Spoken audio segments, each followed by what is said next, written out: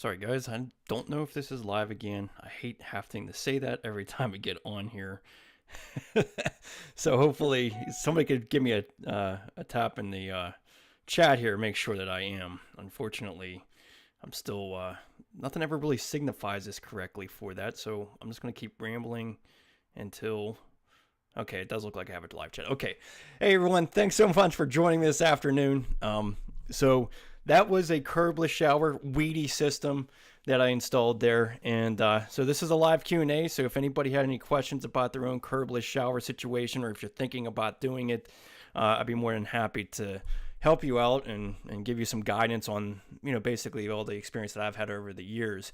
But please give me a like on this video on the way in. Definitely helps out this algorithm, get things out there. And I've been just really pleased to see all of the people coming to this channel. It's really exciting to see, gives me a lot of motivation, and it allows me to continue to create these courses and create content that will help you out with your own bathroom remodel. As you guys will probably all know, in these days right now, it's really difficult to get materials. And I just called a company yesterday about getting a like a swath stone, like a solid surface shower system, and they were talking about having at least 3 months out. And they said some of the Kohler systems are like the shower surrounds or bathtubs even are 6 months out before you can even get them. So there's a client that I'm looking at right now to help her out because they want to remove a tub and put in a walk-in shower. And she originally didn't want to have tile. I think it's because, they basically had some issues in the past with cleaning it and keeping it nice. So, a lot of people want to, move towards these solid surface showers.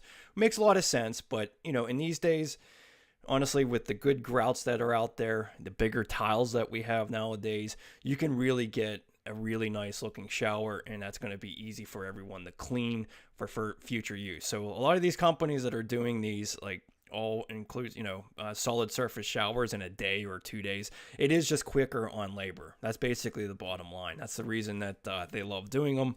They could probably do 2 to 3 bathrooms a week versus tiling definitely takes a lot more time. Gene, good to see you here. Bart, thanks for coming in. Savvy, thank you.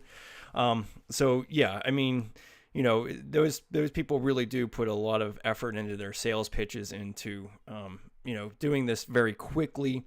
I mean, no one wants to get anybody in their home for weeks on end. But again, that's really kind of what I'm trying to teach here, is how to do this efficiently with bathroom remodeling. So if you just followed a certain level of steps that I've learned, I've learned everything kind of the hard way, you can put it that way. And so there's a lot of things that I just have a lot of experience with, to be able to, not make the mistake again, basically. So in these days with YouTube and all the different other these systems that keep coming out, they keep making it easier and easier for us to do these things, which is really awesome. It really is great to see. Now, unfortunately, most of the time, if it's easier to do, it's more expensive. It's like, if it's less labor intensive, it's more expensive. And you'll even find out with the solid surfaces. Like, I was looking at the quotes for these swath stone solid panels. They wanted $2,500 just for the shower surround. That's a lot of money. You can get some really nice tile with that.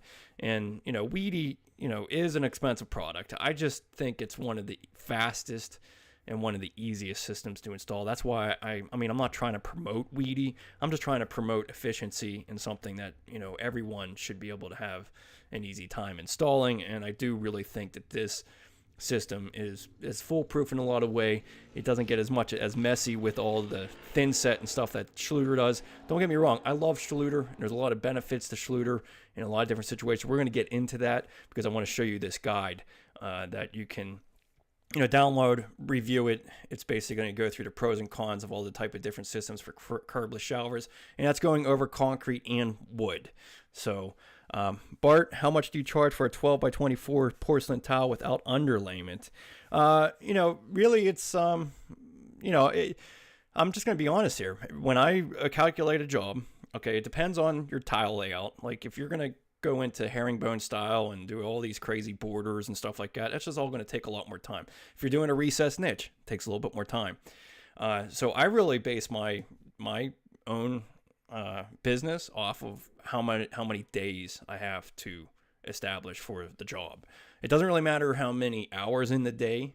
It's just a matter of like, okay, I could probably get this shower surround done in a day, and the next day I can start tiling. So, in a typical 3x4 shower, in 3 days I can have it tiled. Again, it depends on the intricacy of it. If you're doing a recessed niche, it's going to take you more time. If you're doing a bench, it's going to take more time. But, even like this next client that I'm going to be doing a bathroom for, I'm just going to probably do 12x24s and maybe a border, like just a linear border somewhere, and that's it. And I might put some glass shelving in. That makes it simple. Doing the niche probably, I have to calculate at least 2 to 3 hours for installing that. Even if it's a simple layout, you still have to, cut into the framing. You have to evaluate your tile layout to make it work. It's just a lot more effort to do it. But, really, I do charge about $1,000 a day. That's kind of where, I feel comfortable to, if there's any mistakes or anything going on, I can overcome things. So, typically a normal shower would be around $2,000 worth of labor for the tiling process. And then, the waterproofing would be on top of it. And if you go with something like WEDI, it's only going to take me a few hours. A lot of times when I do just the showers, most of the time I'm doing full bathroom remodels. I'm like gutting everything all the way down to the studs. But sometimes if you just want to have a tub and replace with a shower, it depends on how old it is. If it's a 1940s home, forget it. I'm not even going to get involved with it. It needs to be gutted all the way down to the studs if it's that old of a home.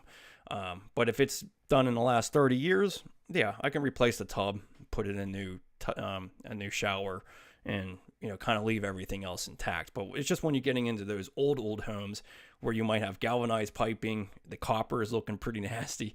You just don't even want to spend the $6 or $7,000 for a shower in a space where plumbing might not be in good shape. So, I can get into further pricing with you more, Bart, but really a typical shower retail for a walk-in shower 3x4 is going to, all in all, it's going to be probably around $7,000, $8,000 by the time you're done.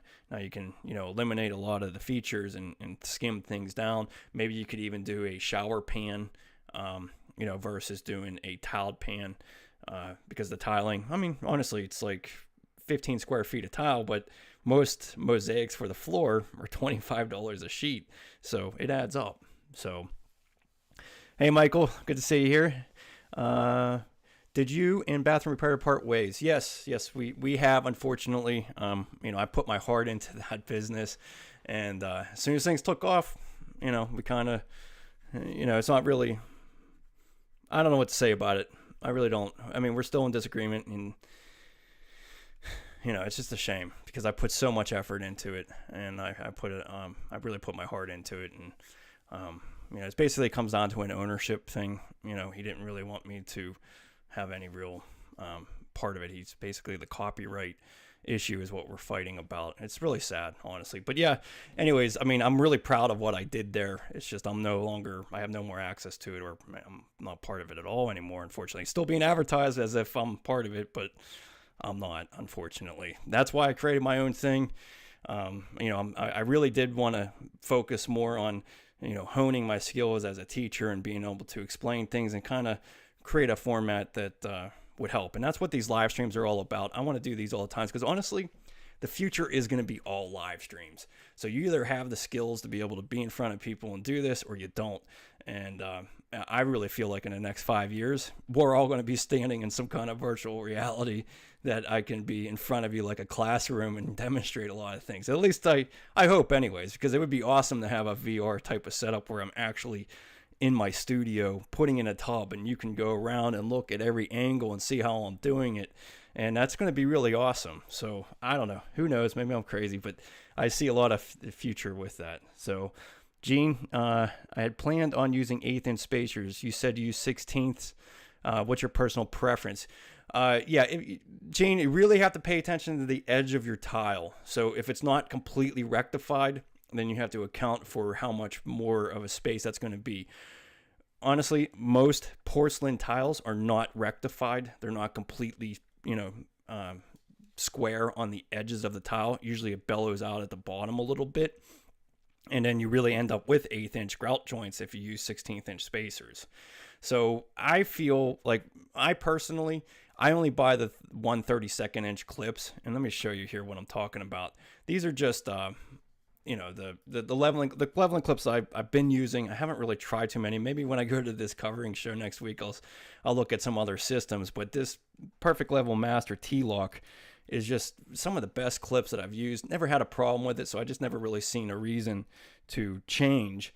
But they do have the clips that come in different sizes, like Gene was mentioning. And I just because I'm buying in bulk, I'm doing a lot of bathrooms, so I don't really usually buy these little kits here.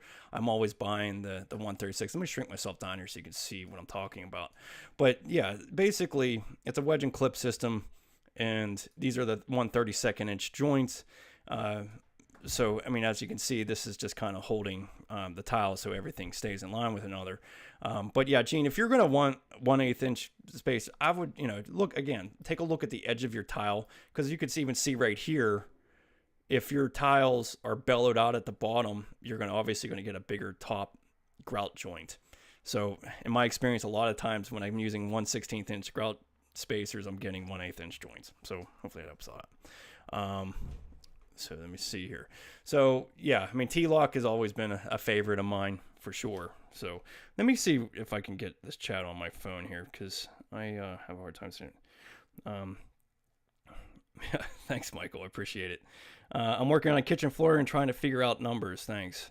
Oh, okay. Yeah. I mean, kitchen floors, when you're getting into bigger floors, obviously the price of installing tile comes way down. Showers are definitely the most complicated type of system. That's why I always, even when contractors are asking me about quoting things, don't go by the square foot. You can't go by the square foot when in a shower. I mean, you only have 100 square feet there. You can't be competing with what other people are doing, $10 a square foot or whatever. You'll just totally lose your butt on it. You have to take a lot more time.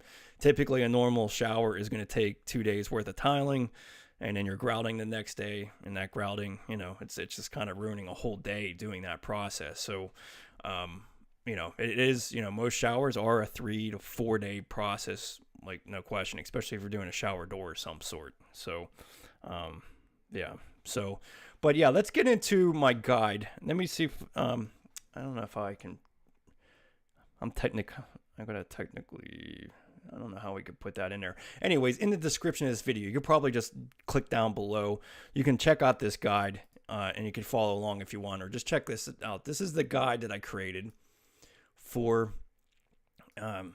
Curbless showers. And Michael, I actually created this for Bathroom Repair Tutor at the time, a long time ago. So I just kind of it is mine. I basically created this entire outline, and a lot of this stuff I kind of revised some things because some things have changed and some things are getting a lot better. But yeah, this is primarily a guide that I created a few years ago.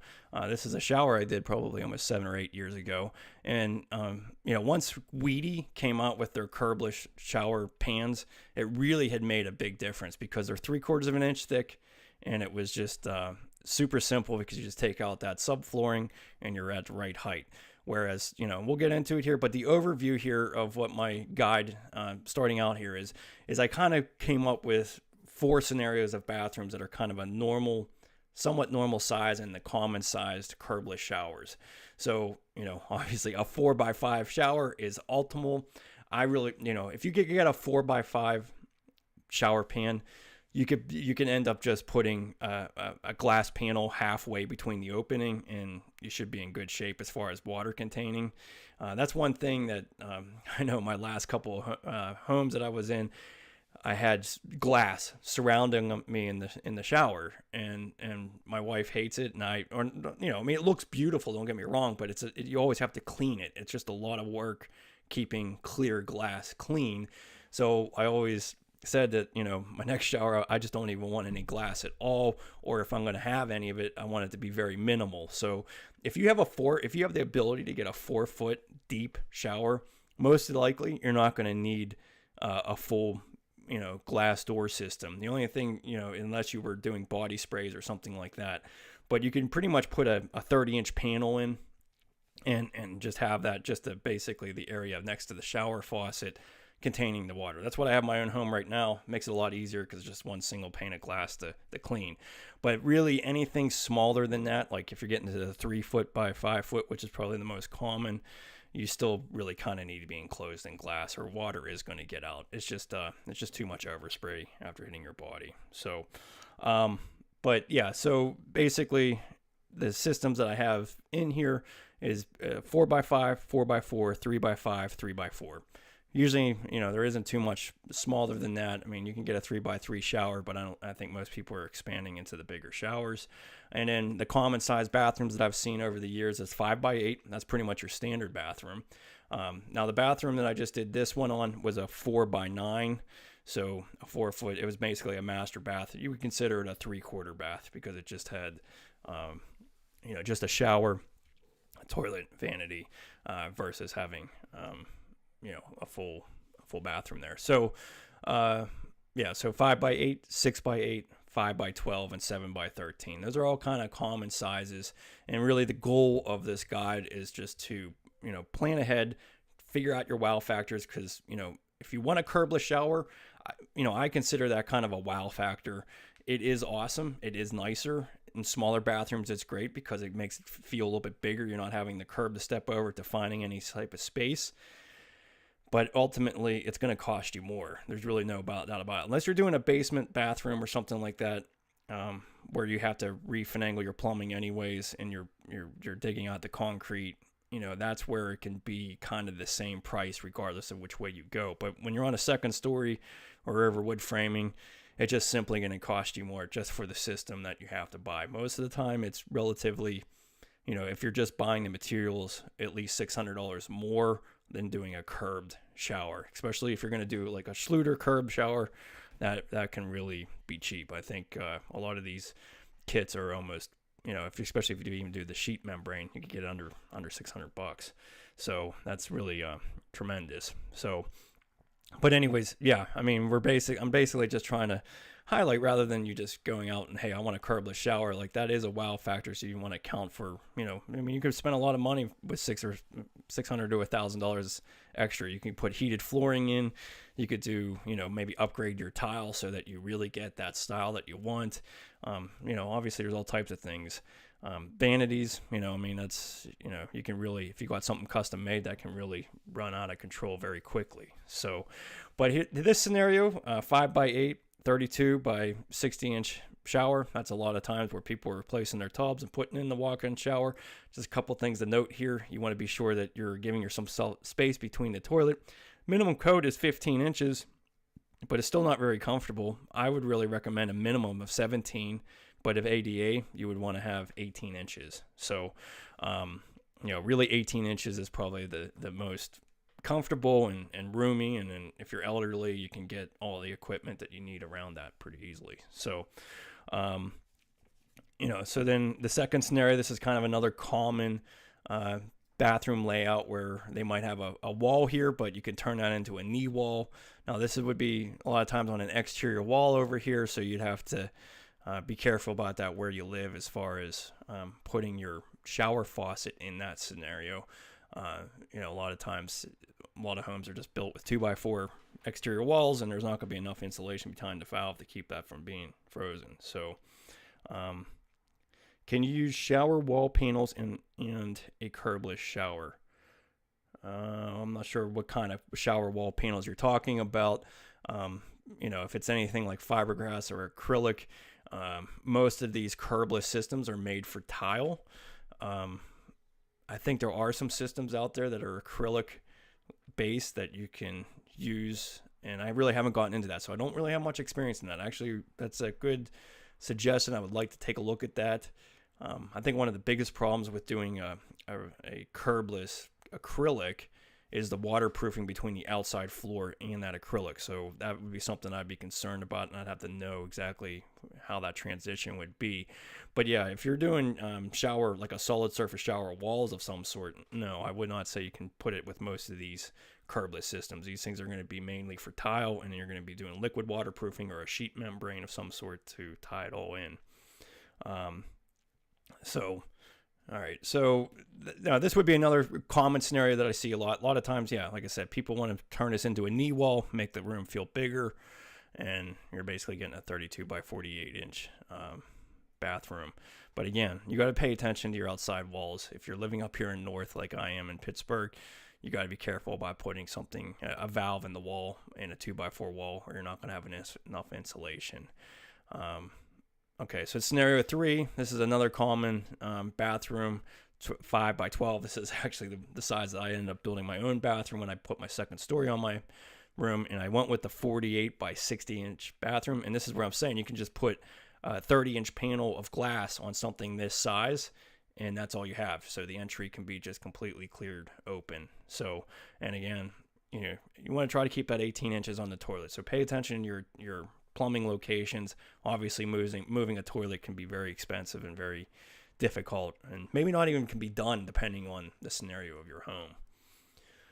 Layout 4, this is getting into those bigger homes for sure. I see a lot of these where they have a soaking tub in front of the window, and then either they have a wall enclosing the shower. A lot of times these are acrylic showers that have a full partition wall here.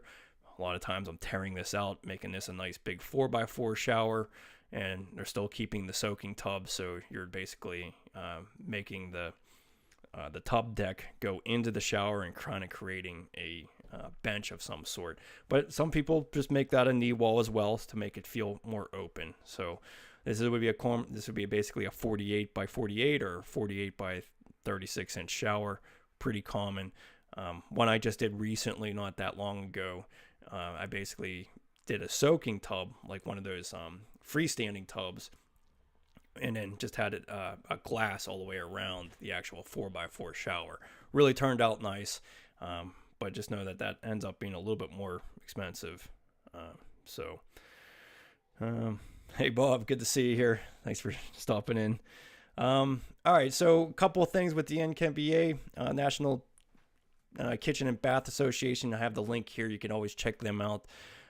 And this is basically going through, ADA compliance type of stuff and making sure you have the clearances. So they do want that 18 inches off the center of your toilet for ADA. They want you to have a 30 inches of clear space in front of that toilet, obviously for reasons of handicap, accessibility, and maneuverability. One thing I would suggest if you're doing an ADA bathroom, and I think it makes a lot of sense, I see a lot of people doing this, is take this door and swing it out. Just change your door swing so that in case somebody were to fall against this door, they can, you can get into the bathroom. And this is the same thing with the shower doors. If you're going to do a swinging shower door, allow it to go both ways, because if somebody fell in the shower and you have a transition strip that you can't open the door up, how are you going to get to help that person if they're basically stuck in the shower? And I think it's the same thing as the entry door of the bathroom as well. So I think it makes a lot of sense. I mean, it's a little, uncomfortable or uncommon, and it's not becoming uncommon anymore. It's becoming common to have the bathroom door swing out. It's just a safer bet so that, no one gets harmed or you can get in there.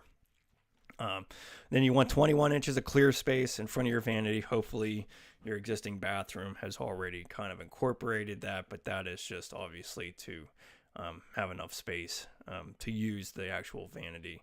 And obviously if you're, handicapped with other accessibilities, like the whole system of the sinks might have to be a floating type of sink system so that you can get underneath of it nicely. So, all right. So, Gene, do you find it hard to reach the shower valve when there is glass panels on the plumbing side?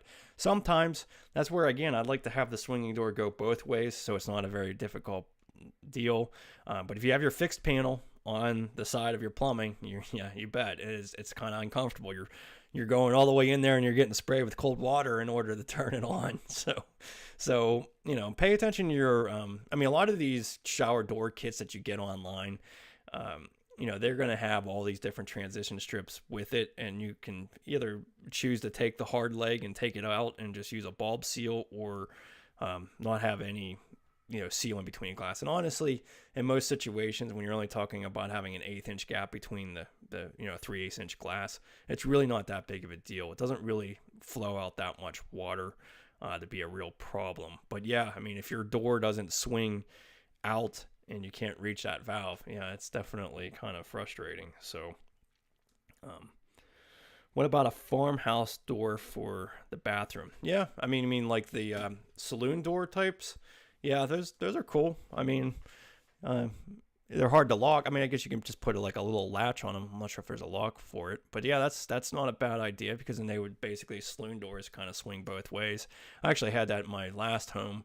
I had a little enclosed toilet room, and I didn't want to have another door in the scenario that I had it, because having multiple swinging doors in a certain space is not very comfortable. Or when somebody walks in and you're slamming doors. I did do those type of saloon doors. They've worked out really well. All right, getting into the meat of this, I can just keep talking about bathrooms. So thanks. I hope this is interesting to you. But the curbless shower systems. A couple things that you kind of want to think about in reference to the size of shower that you're installing. So all shower pans need to be 1/4 inch per foot. Okay. And you don't want to be just hacking out your joists, especially in these newer homes that have engineered joists. Most likely in the older homes that have 2x10s, you could probably take down 1 inch in your shower area and recess everything and have plenty of space and not having to worry about building up the outside floor. But I wouldn't be able to give you that advice. Only an engineer would be able to do that. All intents and purposes, it probably would be fine, but an engineer has to evaluate the load of your house and to give you any type of advice like that. So as a contractor, it's just not even worth getting into. Hiring an engineer to do an evaluation like that, to do it could cost $700-800, and the client just doesn't want to pay for something like that. They would rather just have figure it out, have a different option that doesn't require to do something like that. So as a contractor, you don't want to be doing things to someone's home that wouldn't meet standards or could get you into some kind of liability. And I mean, that includes all of the different things associated with it. But just know that if you have a 4-foot wide shower, you're going to have basically a 1/2 inch of slope that you're going to need. So the main reason you don't see a lot of mud beds on wood surfaces or wood floors for your sloping to the shower pan is just the fact that there's not enough depth to be able to slope it. Regular mud bed mix, most of the time it has to be 3/4 inch thick. Now this all depends on the manufacturer that they have, but the TCNA actually has a recommendation. They say 3/4 inch minimum at the drain location. So that kind of already takes that equation out of it. So you really can't even do a mud bed float without getting a lot larger recess in your existing floor. Now, if you're building a new home, you could try to, make sure that you engineer that area so that the joists are down lower and be able to do that. But in most circumstances, you're just not going to be able to do that. If you're doing it over, now where mud beds for curbless showers make a lot of sense is basements, because most of the time, you're going to have to bust out the concrete to move your drain anyways. So you might as well just take out all the concrete in the shower area and dig down, because obviously you're on ground. So you can dig down a little bit, get some high strength concrete. Usually you want to buy at least 2 inches of high strength concrete. And then you can use a mud bed mix and slope it to your drain. One of the easiest ways to do that is a linear drain. And because you're just basically doing one flat slope to the linear drain. But a lot of times if you just want a single square drain in the middle, sloping, it's not all that difficult. So, but yeah, just know that most mud beds are not going to work in a normal bathroom scenario, because you would have to raise the outside floor up, over 1 inch to be able to do it correctly. Here's a diagram of a Schluter system, but it kind of gives you that same reference point. So you would want to have at least 3/4 inch of mud underneath your bonding flange in order to slope. So you'd be almost 1.25 inches in a 2-foot wide shower. So 1.25 inches, you're talking about, that's not the end of the world really, but by the time you're done with your tile on the outside floor and the waterproofing, you're looking at it like 1.25 inch height difference on the outside of the floor, which could work okay with carpet, but might not work out, with hardwood. 1/2 inch at that transition at the doorway into your bathroom is not the end of the world. But I probably would go with a like an Ardex product that has a really high strength for a mortar bed mix if you're going down to those minimums, because like using the Mapei 4-to-1 sand mix or Portland mix, I really would prefer to have a thicker amount of bonding at that flange area. So Brett asks, how do you plan location of shower door hinges in relation to the valve location and shower head location? I want to be able to reach and turn on it without getting soaked. Yeah, I mean, I always have the hinge door. I like hinge doors. I think they're the best ways for doors. Unless you have a 60 wide inch shower, you can use a sliding door. Just make sure that the slider portion, most of the time, I mean, not most of the time, a lot of these frameless ones, they have a fixed panel and then they have just one door that slides. So obviously making sure that the sliding door is on the shower valve wall, which ends up working on it better anyways, because usually the sliding door is on the inside of the shower. So when you reverse it the other way, you basically can get water right in between the two pieces of glass, and then that would be a problem getting out of the shower. So most of the time on slider doors, you're going to have the slider go towards the shower faucet. That's the nicest way, especially if you have a 60-inch wide shower, 30 inches opening. Well, it actually would be about 28 inches opening into the shower. Works out great. But if you're doing a swinging door, I always have the hinges on that shower faucet wall, and I'm just making sure that I get a kit that would work right, where you can swing the door out and swing it back in. So like I said, I think it makes sense to have the door swing both ways, just for safety precautions of people using it, and so yeah. So I would always put the hinges there, and then you'd be fine being able to reach that. So all right, so for mud bed situations, this is basically a concrete floor base that I would be, you're suggesting this, otherwise you're really building up that outside floor. So I just have some suggestions on the mud bed mix. The 4-to-1 Mapei sand mix is probably the easiest. Ardex makes a screed mortar, and so does Laddercrete. But I definitely, no matter what type of mud bed system you use, I would use a bonding flange like Schluter float. This is like my new favorite shower drain, and it's maybe this FlowFlex. If you guys watch Tallow Coach at all, he's actually selling these things. I think these are tremendous. They really are superior to a lot of the other drain bodies. They just hold in really well. There's a lot about it that is great, and $80 is not a bad price with the grate. I mean, I think Schluter is still about $100. Laddercrete's probably even more than that.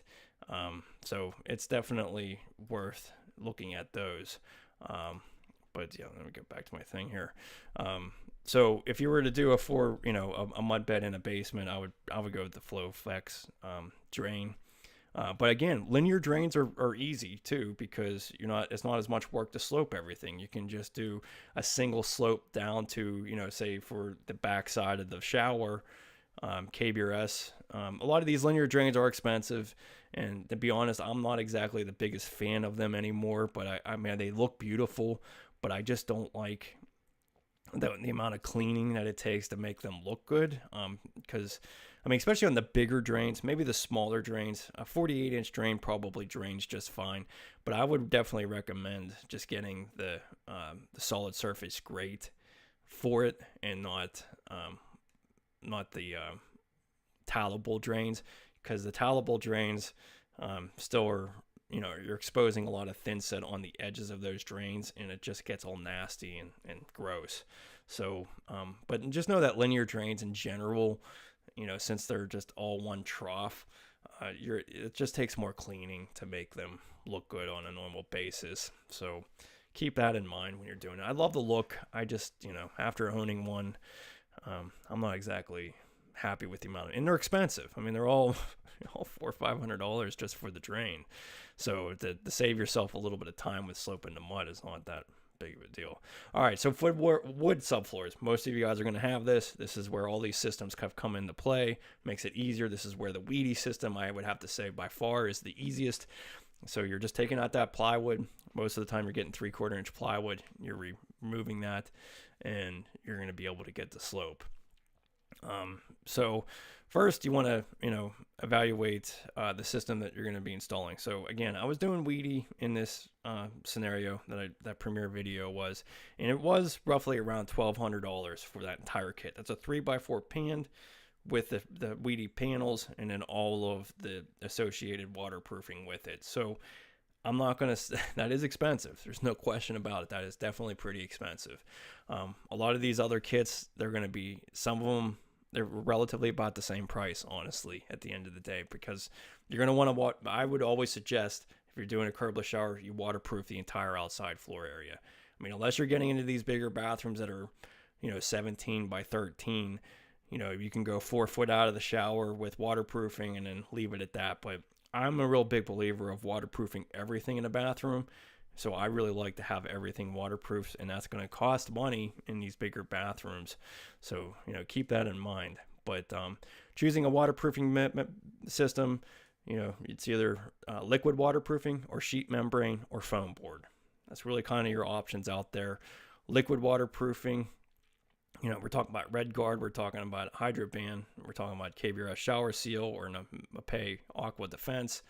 The sheet membranes would be Schluter.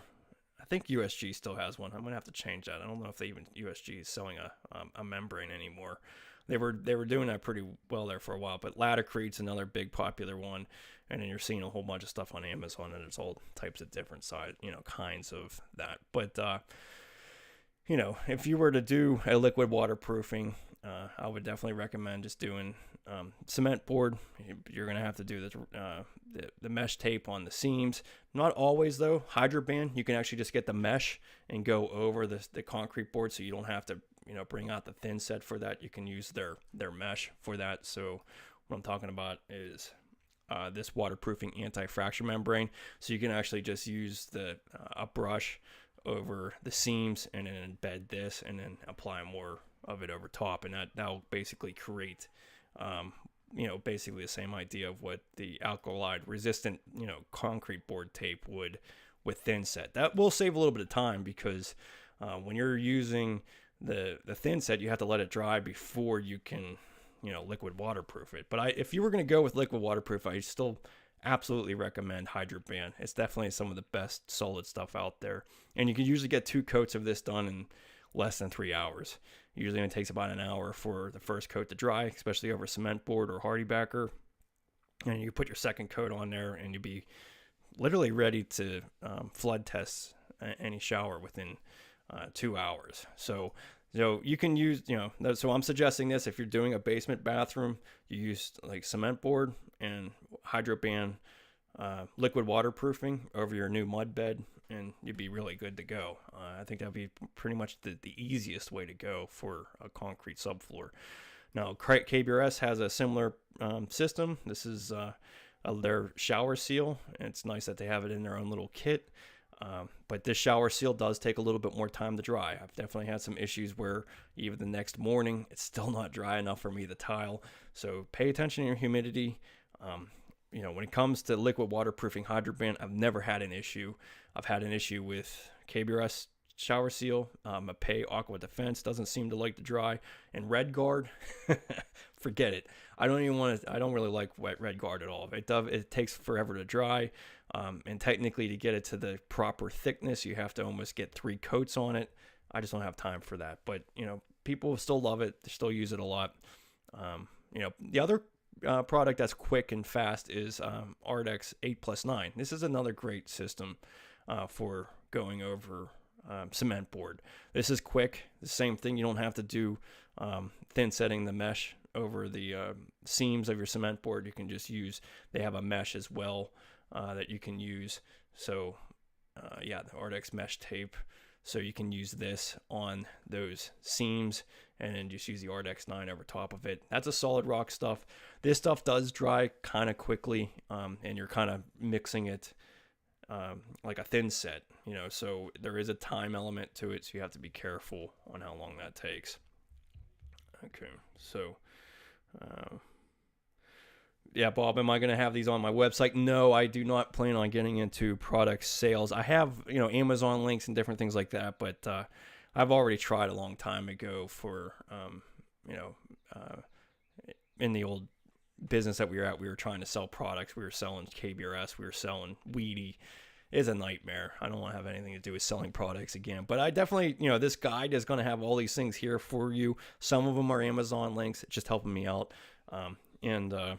So speaking of helping me out, if you could give me a like on this video, anybody who's in the chat, definitely helps me out here. And again, any questions, please feel free to give them. And then another system that I think is becoming more and more popular, not popular, it's always been there. It's just now that we're having all these shortages with foam board. I hear people can't get Go board out west. I hear, around here in Pittsburgh, you can't get Curdy board. You see these different things on the site. KBRS can't still get their board. So a lot of these foam boards are getting pretty tough to find. So in the alternative, that's really easy. It's just using I know it sounds crazy, but using drywall in your shower, and then using Curdy membrane, just a simple Curdy membrane. And they actually do recommend that going over drywall. I know it sounds crazy, but if it's waterproof, it's waterproof. And basically the drywall is just the thick substrate for it to go onto. It is actually, they do like it on drywall better because it doesn't zap the moisture out of the thin set as quickly as cement board does. So it is, it definitely will reduce the cost too. You can get a roll of this. You can get these shower kits pretty cheap. I mean, this is that's enough for to do just the shower base. But even a lot of these Schluter, like even a Schluter 48 by 36. I think the whole kit, yeah. So, even 48 by 48, you're talking about $400 for this entire shower kit, and that includes enough Curdy to do everything. So that's pretty compelling. That's pretty compelling for to take the extra effort to do that. It just is a little bit more work to do.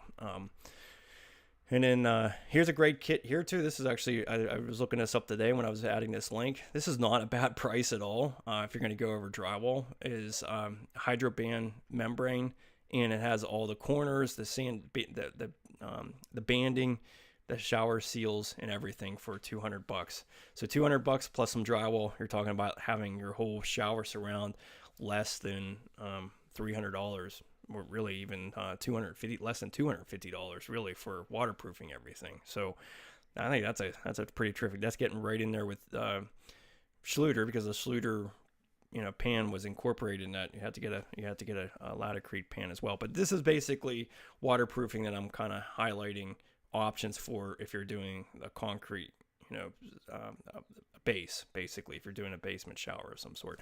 And then you have your waterproofing boards. This is probably the easiest and fastest way. One of the great ones I really love is Hydroband board. I think this is terrific stuff. But yeah, see, you're starting to get into that much higher price.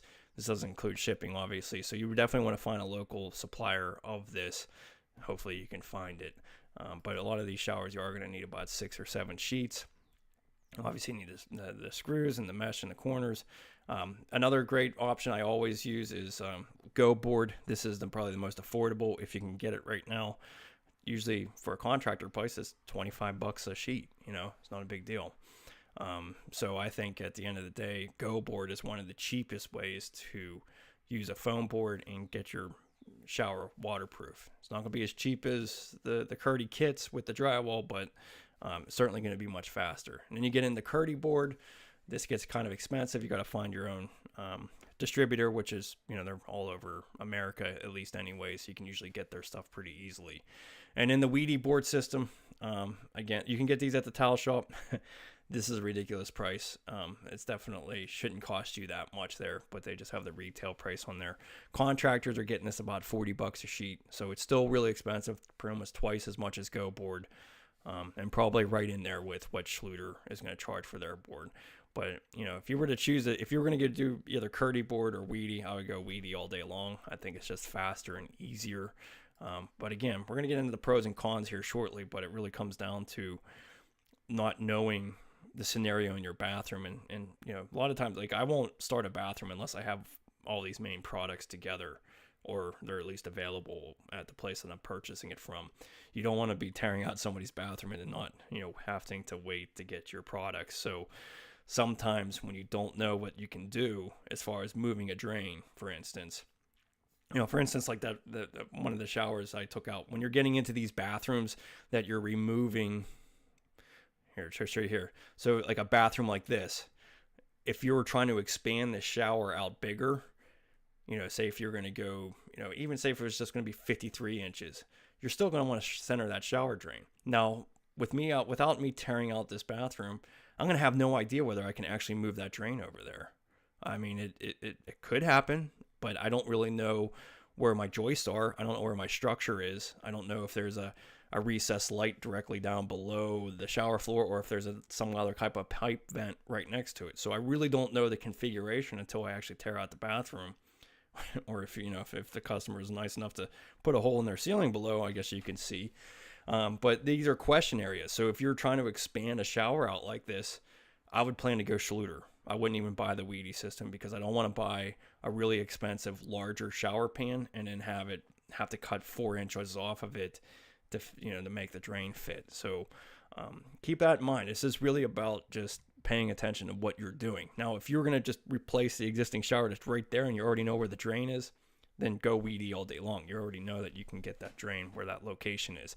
I always suggest to replace the P-trap, but at least if you're going to keep it to the same, most likely whatever was done there, you're going to be able to refinangle. So I mean, that's getting into the pros and cons before I even get into it, but that's really the core reason for a curbless, other than money too. I mean, WEDI is going to cost you more, but in my mind as a contractor, it's going to be faster, and I'm going to be able to get to the tiling process probably quicker than I can get to Schluter. So time is money to me.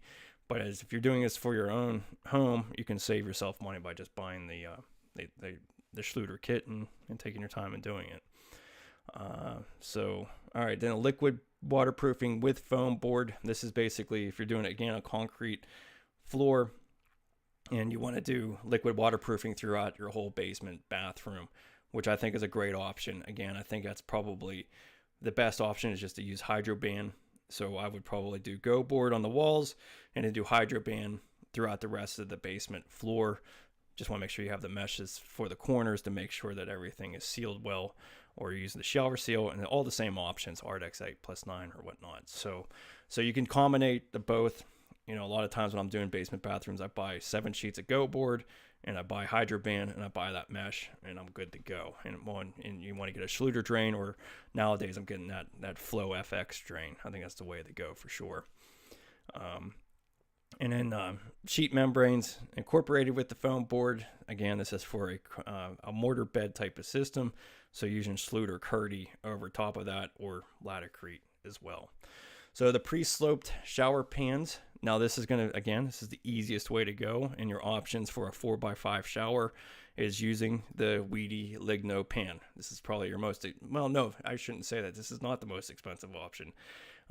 So you're looking at $1,100, and Master Wholesale, they pretty much have their almost contractors pricing. They might have changed their pricing a little bit, because we used to compete with them as far as selling stuff, and they always had the lowest price out there online, but you have to pay a fortune to have it shipped to you. And we found out really quickly how bad freight sending shipments like this is. I mean, if we were sending out stuff that would cost over $350 for us to ship a pallet of just a regular shower system across the country, and then if people didn't get it on time, they would want to return, and it was just an absolute nightmare. So just know that your shipping cost from an online retailer is probably going to be absolutely ridiculous and not even worth it, but their pricing is probably somewhat spot on of what you would be able to get at your local supplier. Don't quote me on that, but that's, you're still going to be about $1,000 for a 4x5 shower pan, and that's not going to be uncommon for most of these systems. The other one that I really like is this Vim system. So again, you're probably looking at almost $1,000 for this as well, because you have to. Does that have the dream select options? Yeah, so you're going to need the strainer drain on top of it, so another $100. So you're still about $1,000. I really like the Vim system, especially if you're trying to build a walk-in shower that needs for handicap accessible, like a wheelchair or something like that. This is a very, very solid shower base, and I would have a lot of confidence with this system in it. If you were doing a wheelchair, if you needed a wheelchair for a curbless shower, I probably wouldn't go Schluter. WEDI probably be okay. I don't know. It's foam. You know, you just have to think that it's foam. Now you could do larger format tile on that floor and really make it rock solid. I just would, you know, if I was to put a wheelchair going into a shower, I'd probably go with the Vim shower system. I think it's a very, you know, a rigid shower body. I don't know what it's exactly made out of. I think it's some kind of ABS material of some sort. But you basically use liquid waterproofing over top of this, and they have the two options: Latacrete or, you know, the Mapei Aqua Defense. But this is a great system, and you'll see the rest of my suggestions. If you're going to use the Vim shower pan, it's all the same size. They come 4x4x5, and you can cut it down to whatever you want. So the other option for this, and I've installed a couple of these, they just have weird drain locations, but again, you're still well over $1,000 just for the base, for the tileable base. And this is pretty solid stuff. This would be another option if you had wheelchair coming in. This would definitely be solid enough to hold this. But these drains really look awesome. I think that's one of the best features about this. But yeah, you're getting up there. You're still getting up to about $1,200. They're a little bit odd size too. So in my quote here, you would have to get some Ardex feather finish to basically feather out the edges to get, you know, if you had a 60-inch opening, you're going to basically be a half-inch on the other side. So you would feather that out and then use the Hydro-Band over top of it. So I use Greenboard and Red Guard for base shower and tubs. It's easy to do and fairly cheap. Yeah, unfortunately, you can't use, I mean, by the manufacturer specs. I'm sure, you know, probably been fine. I mean, I actually tear out a lot of tile over drywall that have nothing, and you know, that was done 25 years ago, and you don't see any, you know, it all depends on the usage of the shower. When the shower is used all the time, yeah, it goes bad really quickly. You know, usually have mold behind it, but when they're guest bathrooms and people aren't really using them, it's lasted for a long time. But Red Guard right over drywall, that's not an approved method, and they're not gonna, Red Guard certainly wouldn't approve that. Might work for you, but I'm not saying it's, you know, I mean, I would not do it because I'm not going to do something that's unrecommended like that. Any recommendations on a floating bench in a curbless shower? WEDI board floating bench or Schluter? Yes. Let me see if I can find that. They were wall anchors, bench wall anchors. I used these for the one shower I did, and I thought they were awesome. And you could just use a 2-inch piece of WEDI foam board. You know, boy, I can't even remember the company that I bought that from. Floating bench, wall brackets. I think it was just brackets. What was that company called? I thought these were awesome though. Yeah, right here. It's like a countertop. So you can see how thick this metal is. So what I had done is, you know, and I'll even show you the bathroom that I did here. Let me see if I can find that shower pictures. I have this picture somewhere in here. Now which one was it? That was, I'm gonna find there it is. So this one right here, let me shrink that down a little bit. So this is a floating bench that I did with WEDI. So I did I guess it's not gonna let me shrink this up there enough. Yeah, there you go. I even put a little light feature underneath of it, and then I ended up ordering quartz to span all the way around that. This photo made this look a little bit wider than it really is. I'm not sure why it looks that wide. This definitely wasn't a 5-inch piece, but anyways, all I did was use these wall anchors, the floating countertop wall brackets, and then they, you know, basically rabbited jointed out the 2-inch foam so that it could be flush, so I can towel underneath of it. And I just used the sealant to completely embed that 2-inch foam board. So that's definitely one rock solid, because you'll be able to get some serious anchors into your 2x4s, and then, you know, you can get them in different lengths, 5.5 inches. I think I went with the 11.5 inch thing. So $50 for 2 of those, or 3 if you really wanted to be careful. That's definitely one awesome way to go for sure. Hey Greg, how you doing, man? Yeah, so yeah, check that out. It's this is what it's called, ironsupports.com. I don't know. There are probably a whole bunch of different places that sell that same system, but it is rock solid. You'll definitely get a good, put a light feature underneath of it. It's definitely pretty nice as well. All right, so 4x5 shower. So we showed you the Vim, we showed you the Arc. See, all three of those are well over $1,000 just for the shower pans. So it does get a little bit ridiculous. The other option would be to do a Schluter pan with a linear drain at the entrance of the shower. Now, the main reason that would be done is because you don't have to raise the outside floor height. So let me see if I have my own house on here. I don't think I even have. Unfortunately, I don't think I even have those pictures. I need to get those pictures out here. Anyways, in order to do a linear drain system, because of if you're doing like a 4-foot wide shower, you're talking about quarter inch per foot. You're talking about 1 inch of height, and again, the drain body is going to need some space underneath of it as well. So you're talking about 1.25 inches of height from one side of the bathroom to the other. So you see a lot of these beautiful bathrooms with the shower drains on the back side of the shower wall.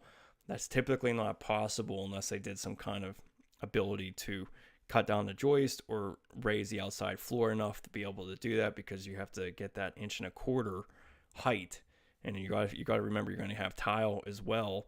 So again, you're at that 1 inch overall height by the time you're done with tile, which, that nightmare between 1.25 inches and 1.5 inches height difference from the outside floor coming into your bathroom is a nightmare. A lot of times it's a tripping hazard. So, you always try to want to keep your overall outside floor thickness like 1 inch, 1.25 inches at most. Once you get into that 1.5 inch area, it's like you got some goofy transitions that don't really work out well. So the alternative, the way to go about it is to put the channel drain at the entrance of the shower. And again, you're talking about a very substantial expense on the shower drain itself. These shower drains that are 72 inches, by the time you get your drain body in it, you're talking about almost $1,000 just for the drain itself. So it ends up being, again, that $1,000 to get a curbless shower pan when you're talking about a 4x5 shower. That's just what that's what it ends up being. Now, this is probably the most affordable. And then we're adding 3/8 of inch of height on the outside floor. And this is just a standard Schluter tray. So 48 by 72, you would cut it down to fit that 5-foot opening. And the price isn't bad either. $172 isn't bad. And it's 1.25 inches, or what did I have here?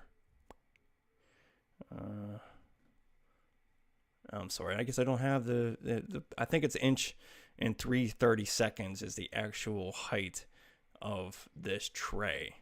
So you're almost to that 1.25 inches.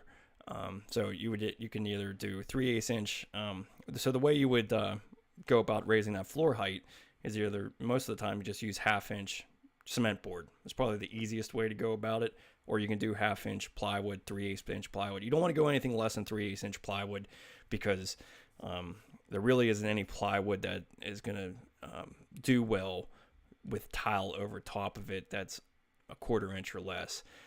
Most of the time you'll end up having is the thin. So what happens is, when you're getting into smaller sheets of plywood, is that the lamination of it. So if you have 1/4 inch thick, and I've had this happen before, so that's why I know this, and I hear other contractors having the same issue. So when you're thin setting over top of 1/4 inch plywood, so either to put your Dietra down or your waterproofing, or if you're being crazy and you're just putting it tile directly over it, the thin set has a bonding strength that shrinks, and it ends up warping, pulling that 1/4 inch plywood away from the surface below. It's just not strong enough to withstand the thin set drying and the shrinkage involved. So you don't really want to use 1/4 inch plywood underneath of your tile. You would want to do it, if you had to, 1/4 inch cement board, or 1/2 inch. In this scenario, with a 4x5 pan, you would want to use 1/2 inch cement board, and then I would again probably just suggest using a liquid waterproofing,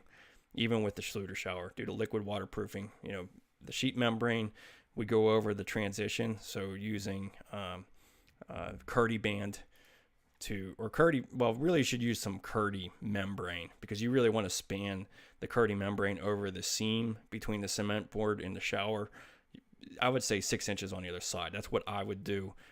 I'd have to track out what Schluter would actually want, but the Curdy band is just not enough. Curdy band is just only 5 inches wide, and I personally don't feel like that's enough to transition between a curbless shower. I would want to buy some Ardex or the Curdy membrane to span that. So, but yeah, if you're getting into the 4x5 shower, that's probably your most affordable way, is to use Schluter.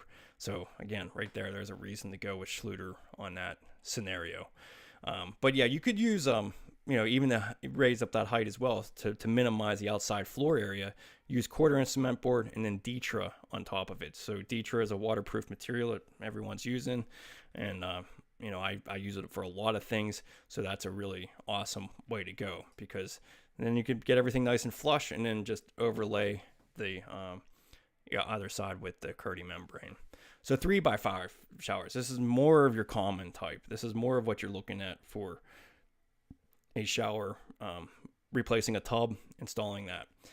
Maybe you might be cutting it down to 32 inches, depending on the room of your bathroom, but you're going to be buying a 3x5 pan. This is where WEDI starts to become compelling.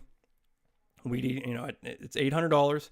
You're still going to be, in that probably almost $1,500 by the time you're done with all the WEDI panels to do a curbless shower in a 3x5 scenario. By the time you get the WEDI board, the sealant, the subliner, because you want to do the outside floor as well, you're probably looking at close to $1,500. The Vim shower pan still staying the same price, so you're going to probably actually be cheap. With the you're doing cement board and stuff like that, so you'll probably be $300 less doing the Vim. Arc pan, still not affordable. $1,200 for that. You're going to be more expensive going with the Vim. But again, if you're going to needing a wheelchair, the Vim and the Arc, I highly, highly recommend. I think they would be two great scenarios for wheelchairs or some heavy equipment going over top of that for any reason. Linear drain, same concept, putting it at the entrance of the shower. Again, you're probably, this is still going to be thick enough where you're going to be really raising that outside floor area, so you're still not going to want it on the back side of the wall. I do have a great video on, it's not even mine, I guess, it's on the other channel that we showed that, which was my bathroom, where we put the channel drain at the entrance of the shower. I'll have to bring that up at some other point and put that on there. But this won't be, I'm going to be developing a course on this curbless shower system, so we'll probably go through all of this again, but feel free to, jump into the course that I have now, and I'd be more than happy to share all the information I have with this curbless stuff, because I think I'm just going to incorporate this into my online course right now that I have for tiled walk-in shower. So be sure to check this out. This definitely supports my channel a lot. I actually put all three of these together in one collection, and I'm going to keep adding to the collection and just keeping the price the same. But this definitely does support my channel by purchasing that. All right, so that is 4x4. Again, WEDI starts to become a lot more affordable here. So 48x48, $800. So yeah, you're still looking at that $1,200 mark. Vim is the same. Arc is about the same. Schluter tray. Now this is where they start to get a little bit thinner, and Schluter becomes a lot more attractive for that curbless system, because now you're looking at 1 inch on your height perimeter, and now you have a lot of different options. So you take out that 3/4 inch plywood. Now you can use Detra XL. So XL, why don't I have that on here? Where do I have that? I know I have it on here on my list here. Detra XL. The XL is basically a thicker Detra mat. The regular Detra mat is 1/8 inch thick, and the Detra, here it is, Detra XL. So this is a 5/16, so you're getting that 1/4 inch. So that right there brings you up to the same height as a shower pan after you take out that 3/4 inch pan. No, you don't have to buy 175 square feet of this. You can get smaller quantities of it. Or you can use Dietra heat. So if you wanted to do heated matting, or if you want to do heat in your bathroom, this would be a great way to convince your wife into getting heat as well. Not that they need much convincing, but you know, if you're going to go with a curbless entrance, this is a great, or at least for a contractor, I upsell them with this because this meets up well with it. And I already have to spend a lot of money on a mat to fit it. So you're talking about another $300 or $400 to add heat to it. And then everything is nice and seamless and works out great. So, but you don't have to actually heat this too. You can just buy the mat so that it fits that. Or, you know, you can go back to that 1/4-inch cement board and then liquid waterproofing it, or using the Dietra over top of it. So that's a great option there. So yeah, the 40 by 48, that's where Schluter really ends up starting to really make things like super affordable. Even I was like showing you with that kit with the water board, you're talking about $450 is probably what you're looking for the entire kit with the waterproofing for the walls, and has the pan. And then, yeah, so all you have to do is address that outside layer. And the other way that you can address this unevenness, and this might be a good option for people that have issues with unlevelness in their bathroom. Make sure that you set your pan nice and level. And I think, Gene, if you're still on here, you had that same issue where, you know, it was a little bit unlevel on one side. And great way to do that is to set your pan nice and level, and then floor level the outside floor nice and flush with that pan. And then you can liquid waterproofing over it, or you can use Dietra, whatever waterproofing you want to go over top of it. So I'm almost, in a lot of ways, I'm thinking that's probably one of the easiest ways to make it foolproof, because then you can make sure that your pan is nice and level. Most bathrooms are not 100% level. There's always some kinds of movement at some point, especially with these older homes. So that might be really one of the best ways to go about it. It's just to set your pan nice and level, and then you know, use this liquid backer board or a similar floor leveler, level the whole floor, liquid waterproof it, and then use that Curdy membrane to go over top of that. So 3x4, that was the shower that I just did. That was what I was telling you. Overall, it cost so 3x4, yes, it's $800. So you were looking at $1,200 overall for that system. And then the Schluter pans end up even getting cheaper in there, and it still has that 1 inch of perimeter. So you can do the same thing using the Dietra XL or the Dietra heat mat, or floor level it. The arc pans do start to get a little bit cheaper at this level. And again, if it's wheelchair, a 3x4 shower is probably not going to work for you anyways. So let me see, what is the 30 by, yeah, so it's still $600. That's not terrible. It's not terrible. If you did cement board, you could probably still beat WEDI at that with the arc. So, and then you have all the same options for the walls. So this is kind of just highlighting that if you did the pre-slope base, these are all the walls that you can go with. Unfortunately, none of these manufacturers want to work with each other, so you can't really use Go board with WEDI, or, you know, WEDI with Schluter. They kind of want you to have that to be all their own system. Now, I do see a lot of people using Go board and Schluter. I don't know. I mean, if of course it's going to work. It's just you're not going to get the warranty from the company if you feel that the warranty from them isn't going to even help them out. So, yeah. So, best way to waterproof behind a baseboard heat.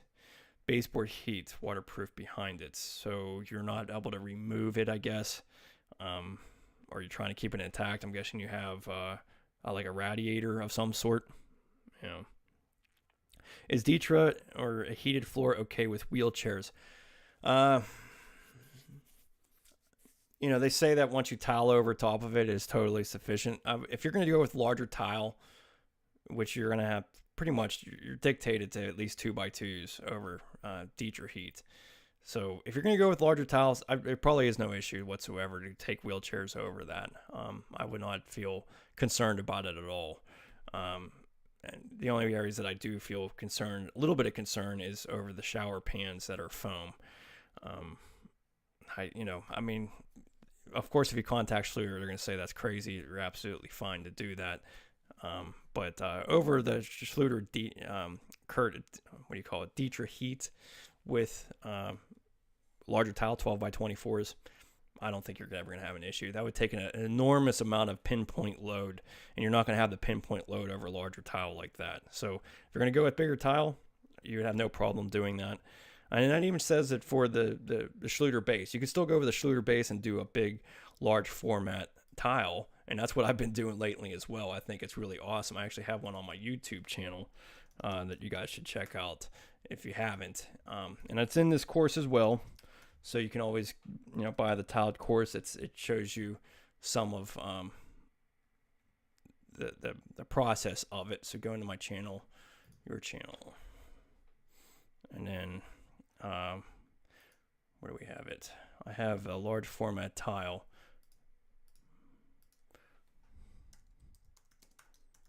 But I just want to show you this because I think it's great for,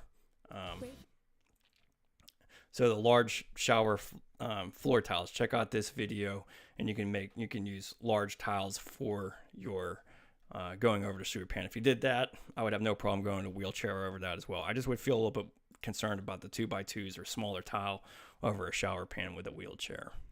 So, and all the rest of this is kind of the same, kind of my same suggestions with basically cement board and using the hydroban deals. But here's the pros and cons. WEDI, Fundo, Ligno. So it's fast and easy. That's definitely a pro. If you're a contractor trying to do this to make money, WEDI is definitely going to save you time. In some scenarios, if you're really busy, I mean, you're passing that cost over to the client, and like to do a mud bed or to do some of these other systems, even the liquid waterproofing, you're not going to be able to get into the tiling as quickly as you can with WEDI. So that's the big number one reason WEDI is so great. The con is it's really expensive. It's one of the most expensive ones out there. You can basically be tiling the same day. So this scenario, the premiere video I just showed you, I started tiling the outside floor the same day so that I can get to the shower floor the following day. Well, I'm gonna have more videos out on that, but I used a speed set, thin set on the shower floor so that I can start tiling my walls as well, all in the following day. So it's very, very quick. You can, if you need to do a flood test, you're talking about an hour or two after you set the whole system, and you can flood test it. The other con is that it's not exactly available everywhere. It's kind of hard to get. If you're ordering online, it's going to cost you a fortune. But one of the big features about WEDI I absolutely love, and you might have seen this on prior videos of mine, is that the boards are waterproof all the way through. So you can actually penetrate the surface of it. It's not going to be any type of problem penetrating that and having a leak. So if you have other contractors in the home doing other things and they drop a tool on that shower pan, you're going to most likely be fine.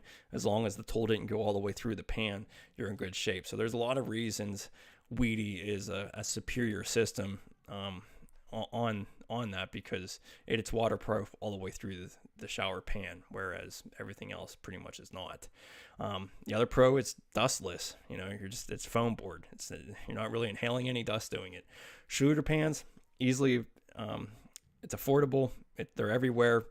The pan thickness is a little bit off, makes it difficult. You have to raise the outside floor most of the time to make that work. But you can tile that in the same day as well. If you don't need to do the flood test, you can set your pan, set all the membranes, and get into tiling. So Schluter, it really is close to the same time frame as WEDI. You just wouldn't be able to do a flood test all in the same day, but you could get tiling that same day. Thin set application is where things go wrong. That's where people have the most problem with it.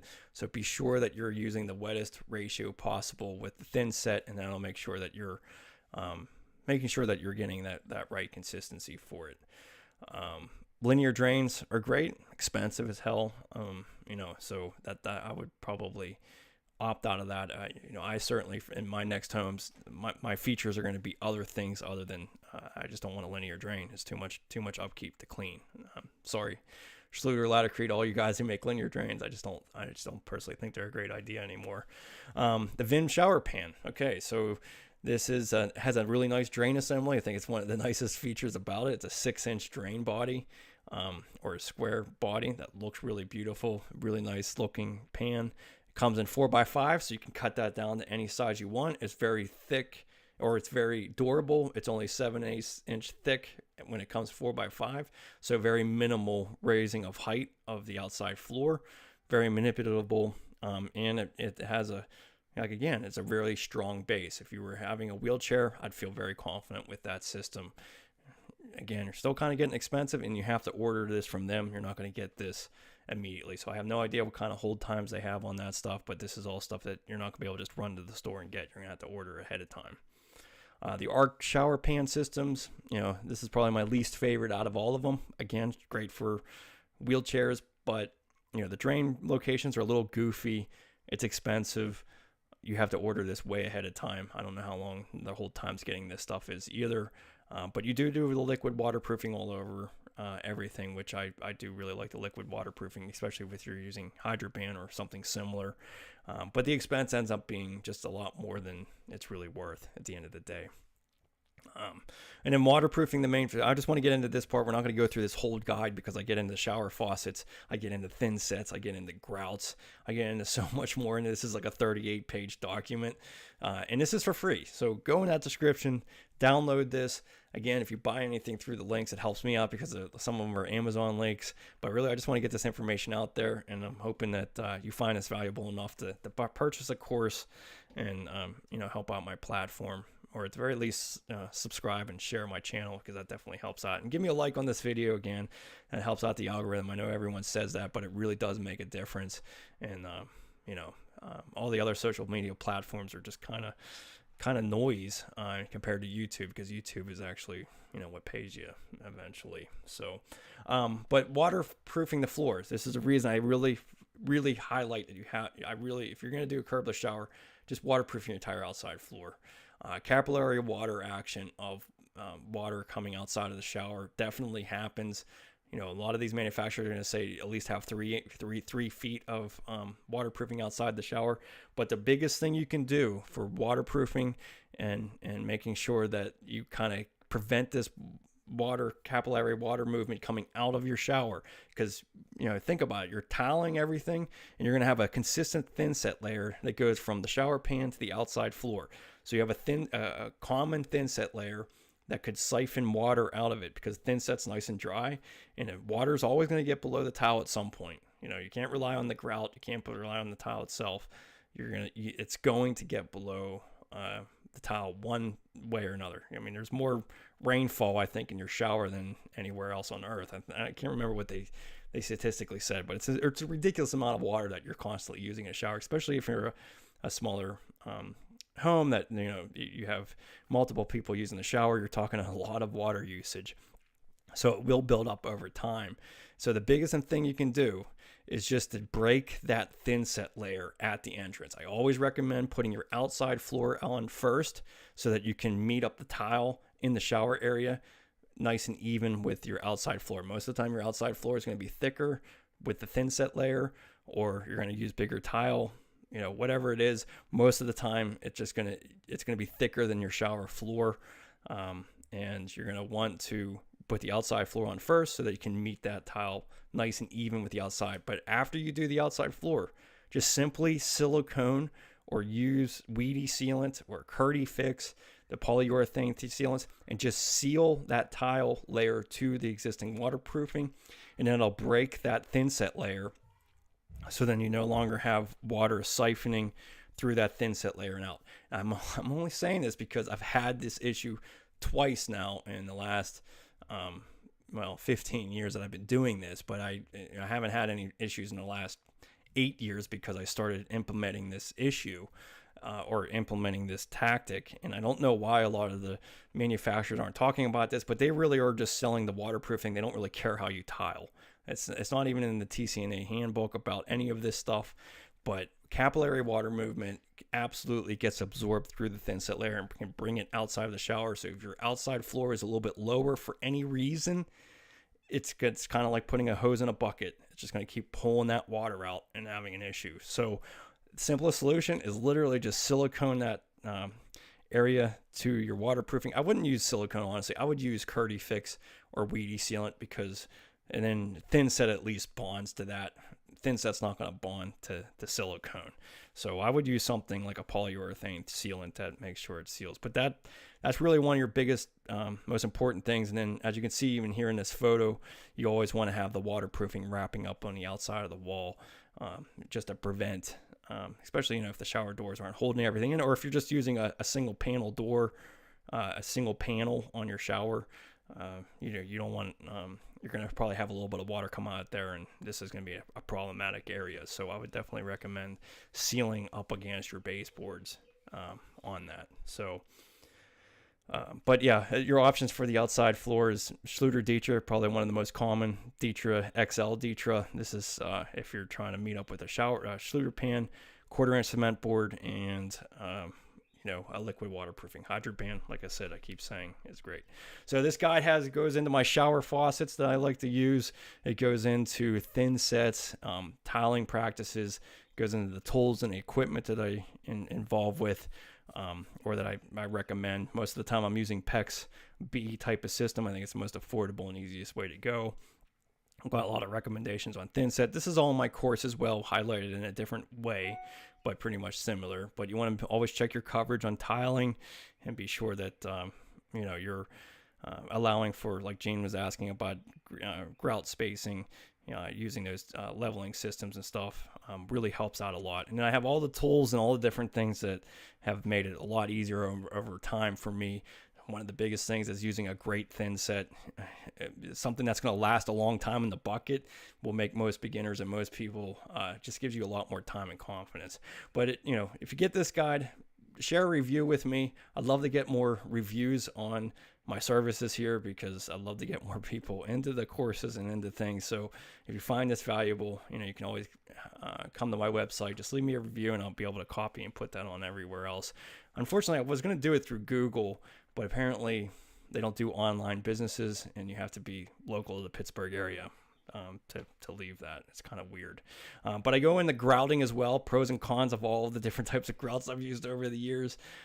Really these days I'm almost sticking to Epoxy and in the Spectralock 1 grout that I'm really been happy with.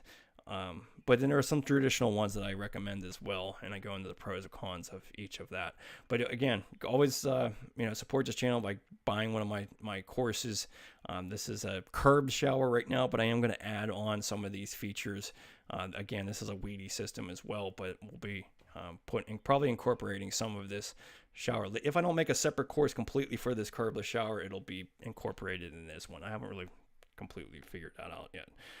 Boy, do I talk a lot. So it's 1 hour and 23 minutes. I liked the video. Thoughts about the rapid recessed system. Rapid recess system. I'm not sure what the rapid recess system is.